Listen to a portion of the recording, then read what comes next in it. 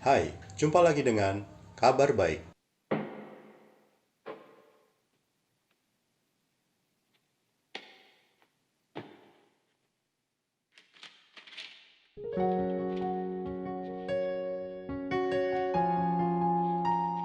Kabar baik kali ini mengenai Tuhan Yesus bertemu dengan seorang yang sudah 38 tahun lamanya sakit lumpuh. Ia sudah putus asa, tidak hanya menderita secara fisik, tapi juga secara sosial. Ia hidup sendiri, tidak memiliki teman yang memperhatikan atau menolongnya. Suatu penderitaan yang luar biasa. Ketika Tuhan Yesus menyapanya dan menawarkan kesembuhan, ia justru menanggapi dengan berbagai keluh kesah dan keputusasaan. Meskipun berada di pinggir kolam yang dipercaya dapat memberi kesembuhan, ia tidak bisa berbuat banyak karena kondisi fisiknya. Perintah Yesus, "Bangunlah, angkatlah tilammu dan berjalanlah." Perintah itu langsung memberi kuasa bagi si lumpuh untuk melakukannya. Kesembuhan orang lumpuh itu memperlihatkan kuasa ilahi Yesus yang sanggup menumbuhkan dan menguatkan otot-otot kaki yang sudah lama mati. Sekarang ia bisa berjalan, tidak lumpuh lagi. Namun, ia tidak berterima kasih kepada Yesus. Mungkinkah ia terlalu gembira sehingga lupa berterima kasih? Tetapi ketika para pemimpin agama menuduh bahwa ia telah melanggar perbuatan yang dilarang pada hari Sabat karena mengangkat tilam, ia membela diri. Ia malah menyalahkan Yesus dan mencari aman untuk dirinya sendiri. Ia menuduh Yesus sebagai sumber pelanggaran ini. Ia benar-benar tidak punya rasa terima kasih. Betapa besar anugerah Tuhan yang kita saksikan dalam kisah ini. Sebab Yesus tidak membuang dia. Justru kembali berinisiatif berjumpa dengan orang tersebut. Mengalami mukjizat penyembuhan dari Tuhan Yesus tidak secara otomatis melahirkan iman dan percaya pada Yesus Kristus.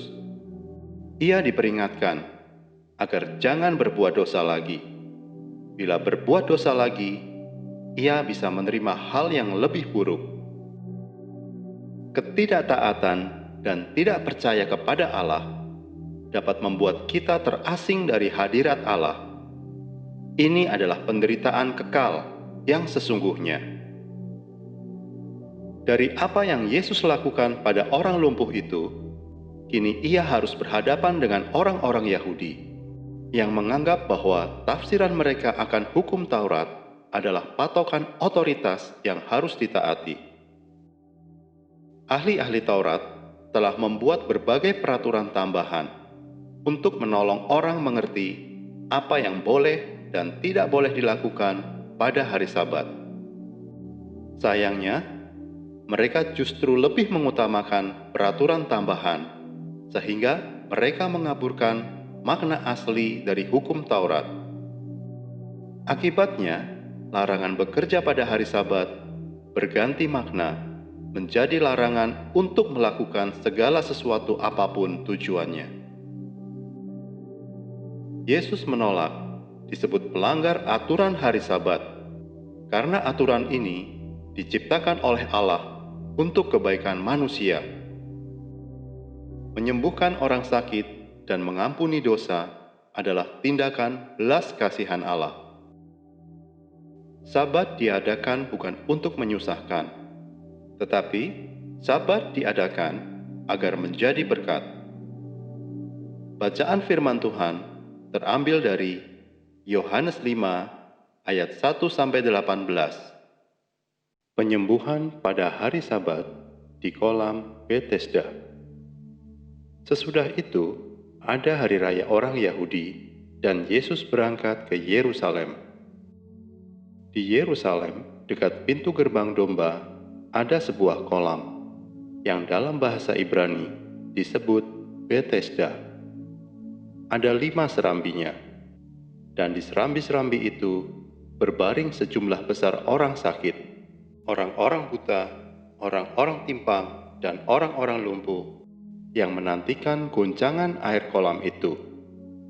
Sebab sewaktu-waktu turun malaikat Tuhan ke kolam itu dan menggoncangkan air itu, barang siapa yang terdahulu masuk ke dalamnya, sesudah goncangan air itu menjadi sembuh, apapun juga penyakitnya. Di situ ada seorang yang sudah 38 tahun lamanya sakit.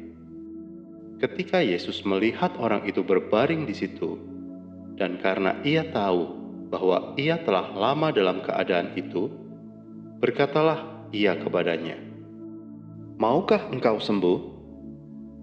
Jawab orang sakit itu kepadanya, "Tuhan, tidak ada orang yang menurunkan aku ke dalam kolam itu apabila airnya mulai goncang. Dan sementara aku menuju ke kolam itu, orang lain sudah turun mendahului aku." Kata Yesus kepadanya, "Bangunlah, angkatlah tilammu dan berjalanlah." Dan pada saat itu juga sembuhlah orang itu. Lalu ia mengangkat tilamnya dan berjalan. Tetapi hari itu hari Sabat. Karena itu, orang-orang Yahudi berkata kepada orang yang baru sembuh itu, "Hari ini hari Sabat, dan tidak boleh engkau memikul tilammu." Akan tetapi, ia menjawab mereka, "Orang yang telah menyembuhkan aku, dia yang mengatakan kepadaku, 'Angkatlah tilammu dan berjalanlah.'" Mereka bertanya kepadanya, "Siapakah orang itu yang berkata kepadamu, 'Angkatlah tilammu dan berjalanlah'?" Tetapi orang yang baru sembuh itu tidak tahu siapa orang itu, sebab Yesus telah menghilang di tengah-tengah orang banyak di tempat itu. Kemudian Yesus bertemu dengan dia dalam bait Allah, lalu berkata kepadanya, "Engkau telah sembuh. Jangan berbuat dosa lagi, supaya padamu jangan terjadi yang lebih buruk." Orang itu keluar, lalu menceritakan kepada orang-orang Yahudi bahwa Yesuslah yang telah menyembuhkan dia. Dan karena itu, orang-orang Yahudi berusaha menganiaya Yesus, karena ia melakukan hal-hal itu pada hari Sabat. Tetapi ia berkata kepada mereka, "Bapakku bekerja sampai sekarang, maka aku pun bekerja juga." Sebab itu, orang-orang Yahudi lebih berusaha lagi untuk membunuhnya, bukan saja karena ia meniadakan hari Sabat, tetapi juga karena ia mengatakan bahwa Allah adalah Bapanya sendiri, dan dengan demikian menyamakan dirinya dengan Allah.